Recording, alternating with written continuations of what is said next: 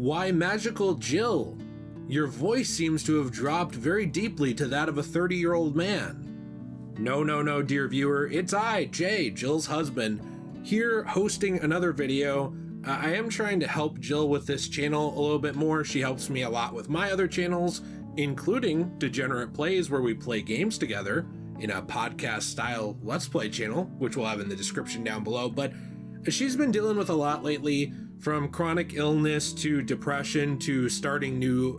I started a new job a few weeks ago, so if you want to leave a nice comment for her in the comments, I'm sure she would really appreciate that. But today I wanted to talk for a few minutes about Pokemon. Now, Pokemon is a series that I actually really do love, especially the old games, and it is a series that we want to have more positive videos about, again, especially the old games. But today I did want to take a look at something that's going on a lot recently, which is hate around the franchise. And I'm not here to defend it, actually. I'm here to talk about why this is happening, why there has been so much criticism of Pokemon, especially in the last couple of years, and where it's coming from. Because I do actually think a lot of it is coming from a good place, and I think it is a mistake for Nintendo, or even fans of the Pokemon franchise, to just completely ignore it and brush it aside. So I do have a question of the day for you today, which is, in general, what is your favorite Pokemon game and why? What do you love about that game? What makes it special to you? I think for me, it's kind of a tie between Emerald and Pokemon Crystal. Crystal being the first Pokemon game I ever played, and Emerald being the first one, and actually the first Game Boy Advance game that I ever owned. And I still want to rebuy it, but now it's like $250 with a new battery, which sucks. So Pokemon has been getting a lot of criticism for the last few years, and I would argue that people were pretty lenient with the series for a while, actually. People have always criticized different elements of Pokemon, whether it is changes to the games. For example, games like Pokemon Sun and Moon and Ultra Sun and Ultra Moon, they got some criticism for doing things like removing the gyms, the combat-based gyms, and instead having it be more like challenges and trials.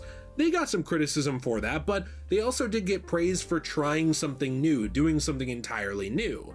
And that is actually where the criticism starts, is that a lot of people feel like Pokemon in years has not done that much new. Now, if you're looking at the actual Switch era of Pokemon, especially after, essentially everything on the 3DS, and you're looking at the jump to 3D, the early titles were not actually that ambitious with games like Let's Go Pikachu and Let's Go Eevee, but, they were also a form of remake of the original Pokemon games, and so people were willing to kind of give them a pass on that. I mean, Pokemon had not done a ton in 3D before, especially in terms of full-on games mimicking the formula of the original titles. There were games like Colosseum, there were games like Stadium, but this was a foray into a full-sized Pokemon adventure in 3D. So people were willing to kind of say, hey, you know what? That's the gimmick here, it's 3D, that's awesome. But as the Switch era went on, it felt more and more to many players like there wasn't actually that much going into the games in terms of effort and time and trying new things compared to the old titles, with games like Scarlet and Violet inevitably coming out, running really, really poorly on the Switch 1, not exactly looking great either, and also as well not improving really much at all from Sword and Shield before it.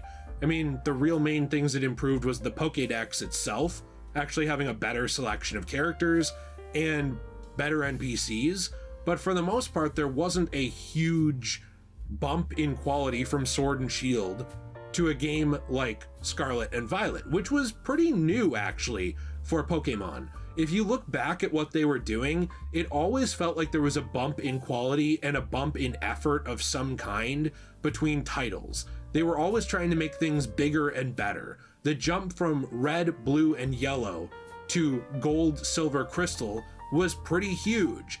The jump from Gold, Silver, Crystal to Sapphire, Ruby, and Emerald was huge. The jump from those to the DS era with Diamond and Pearl and Platinum was huge. But the bump in quality between games was really non-existent when it came to the Switch era, and that's where I think a lot of people started to notice a lack of what they felt was effort. But it actually turns out that it wasn't just effort that was really causing the downfall. Now, many people might look at it and think, okay, this is probably Game Freak losing interest in the series, they want to do something else and let it go. But I don't think that's necessarily the case, because there was a very huge leak regarding Pokemon, which really does play into this entire thing, and it involves the budgets of the games. Because this huge leak essentially was a lot of information around Nintendo, Game Freak, and the Pokemon series, with things like rejected Pokemon designs, rejected stories, but also taking a look at the budgetary numbers of the series. Now, if you look at a big game like Legend of Zelda Tears of the Kingdom, a game like that is going to cost over $100 million to make, and it shows. You know, there are Nintendo games that a lot of money goes into, but when it comes to Pokemon, even though it is one of the best-selling franchises out there, it doesn't get a lot of budget. You look at a game like Pokémon Legends Arceus, that game only cost about $14 million for Nintendo and Game Freak to actually produce. That's crazy. Now, this doesn't mean necessarily that more money makes a game better. Games like EA's Anthem had a ton of money put towards them. Games like the original Destiny had a ton of money put towards them, and that game didn't even really have a full story at launch. It was very, very rough. But the thing is, when you're looking at other games that are coming out right now, and you're looking at how much money is going into them and the quality of them, even with Nintendo, these numbers showed that way less was going into it for time and money than should be. Another example of this is a game like Pokemon Scarlet, costing only $22 million. And you'd think, well, okay, what does it matter? Well, here's my question for you. If a game like Scarlet cost $22 million, had very poor optimization when it came to the Nintendo Switch and did not run well, how much better could this game have been in general if it had gotten an extra $10-20 million put towards it? And I know that the goal here is really to put as little money as possible into something in order to make the most amount of money as possible, but you're not supposed to do that at the cost of completely cutting out and down the quality, which is what has happened to Pokemon. When you're looking at a game like Pokémon Legends ZA costing about $60 for the Nintendo Switch, and I believe about actually $70 for the Nintendo Switch 2 edition, but then you're looking at a game like, palworld, which costs basically half of that, and you're looking at how well that indie game runs and plays and how much they've added to it for free versus a game like Legends ZA, it makes sense that people would get mad and feel kind of cheated with these newer Pokemon games. And that's not even taking into account the really bad look around Pokemon when it comes to their relationship with a game like palworld, where to the general public, the lawsuit around palworld comes off more like bullying and stifling competition than legitimate grievances. And the Pokemon Company, Nintendo, like everybody around that situation, they've done a very good job of coming off unlikable to people. They've done a very poor job of maintaining a positive image around their legal battles. But they don't think it matters, because for every voice that's critical of Pokemon, you have 100 people buying it. And it's totally fine to enjoy Pokemon. I still love the franchise in terms of like the characters, in terms of the general formula, and I'm not saying that I would never play ZA, but I didn't really have an interest in buying it at launch personally, because I'm looking at other creature capture games that are coming out right now that are taking more risks and trying more things and doing more, even though they're going to make less money from it.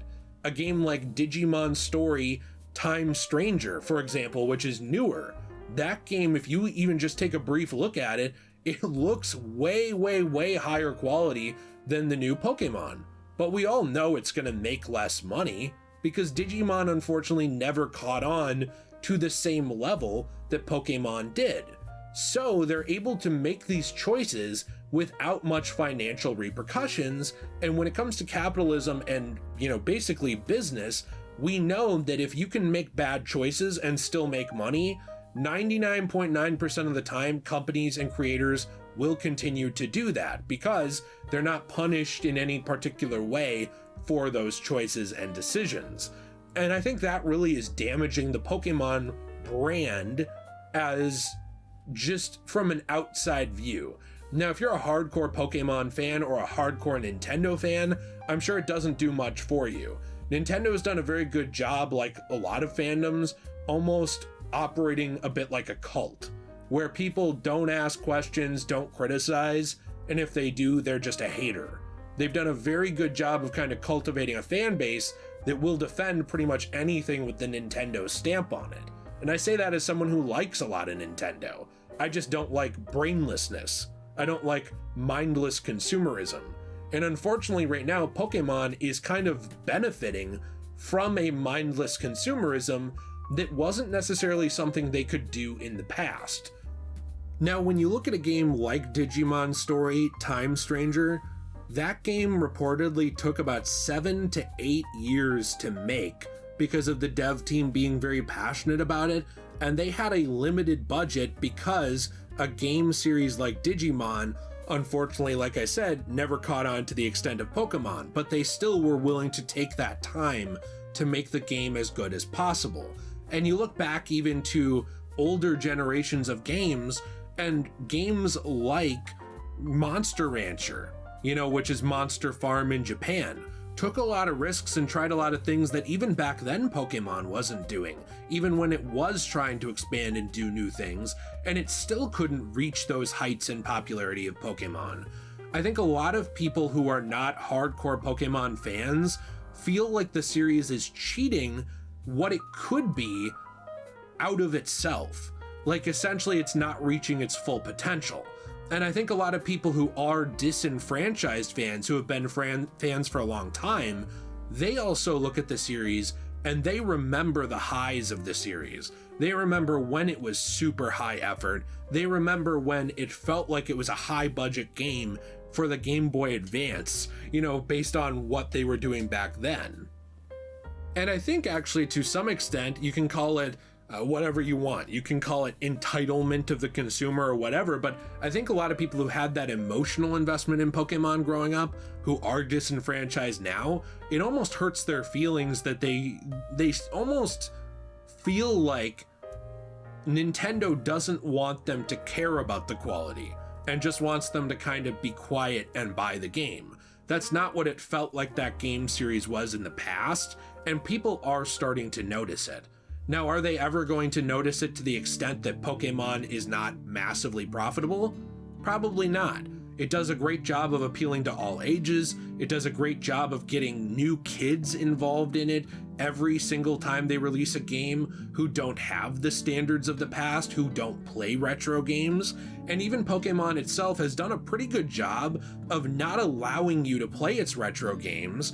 And I really do think that part of that is because they know that the quality of those games was really dang good for the time, and that you'd be surprised what features you've forgotten used to have effort put into them in the franchise if all of a sudden you could play every game from Red and Blue all the way up to the end of the 3DS era on the Nintendo Switch.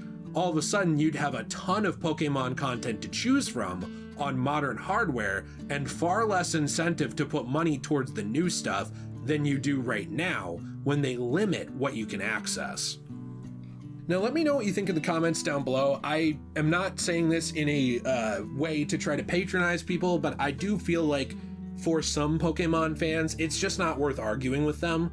I think there are some people that are so invested in the franchise that no matter what it does, it'll always be an A+ to them. But I truly do think that some of those people are actually hurting the franchise by viewing it that way. Because Pokemon to me is a very special franchise. It's something that I think a lot of people became friends over. It's something that had so many different multifaceted layers to, from trading cards to video games to anime. And it was a world of imagination that really, really captivated people, that it felt like tons of effort went into. and now it feels like less money and less effort goes in almost every time, which I guess it just sucks. If you enjoyed this video, you want to leave a like, subscribe, we appreciate you very, very much on this channel. I'm sure Jill would love to hear from you as well. We do have many ways to support our channels, like a Fortnite code that we have. We also do have our own store, cosmobunny.shop. We sell one-of-a-kind items over there where we really do put a lot of effort into the quality and content of those things. They are coasters, keychains, trays, and more, made from recycled paper from comics, manga, magazines, and all kinds of other stuff that we find that's damaged, like books and things like that. And we use resin to actually take some of that and make a new piece of art out of the old, transforming it into something new for your home.